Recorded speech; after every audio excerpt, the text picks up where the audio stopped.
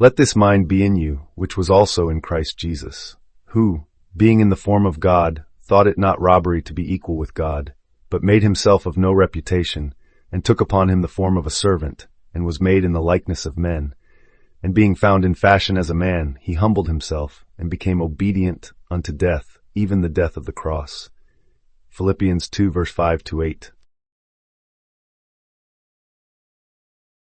Think of Christ not as some distant man of old, but as the very mind you bear, your own divine imagination assuming the flesh of thought. Being in the form of God, he dwells as pure I am, the only true God within you. He thought it not robbery to be equal with God, because he knew nothing else exists. Yet, in an act of perfect creation, he made himself of no reputation.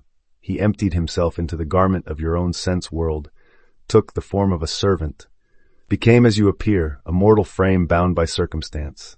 This descent is your conscious assumption. You enter the house of sense, and there you serve the roles of poverty, limitation, fear.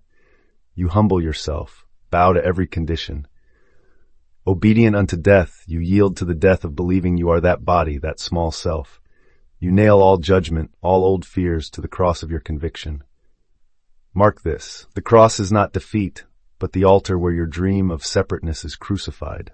Only here can you prove your immortality. In the moment you accept that death, the garment falls away and the divine you, the Ancient of Days, is born.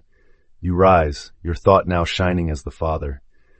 So Paul bids you, let this mind be in you. Claim right now your equality with God. Empty your reputation of lack.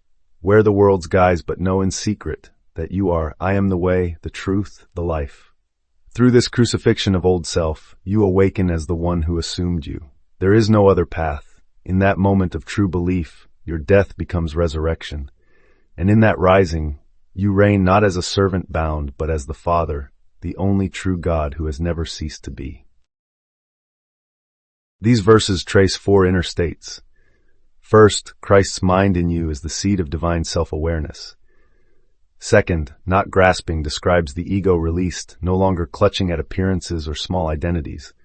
Third, the emptying is the humble surrender of comforting but confining beliefs. Finally, obedience unto death is your willingness to let old limitations dissolve, clearing space for a new consciousness. Creation follows a rhythm of descent, dissolution, and rebirth. The form of God descends into human likeness. Then the self-concept dies on the cross of old thought patterns. In that empty receptive state, pure creative energy is released.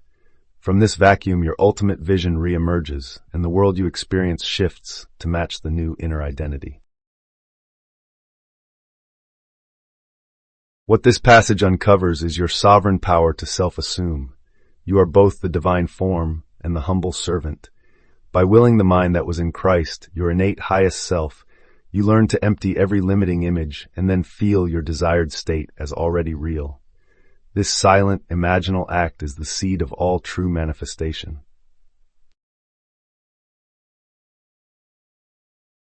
Begin by clearly defining the Christ mind you long to express, whether it is peace, prosperity, or healing.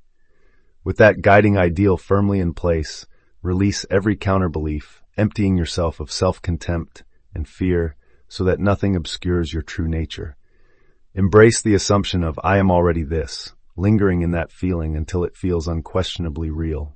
As you rest in this state, do not concern yourself with how the change will manifest. Trust instead that your inner deed will produce outer evidence at precisely the right moment.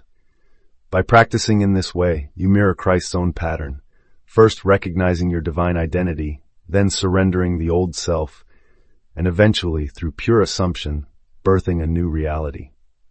Like the one you follow, you transcend the death of outdated thoughts and step directly into the resurrection of your highest creative self.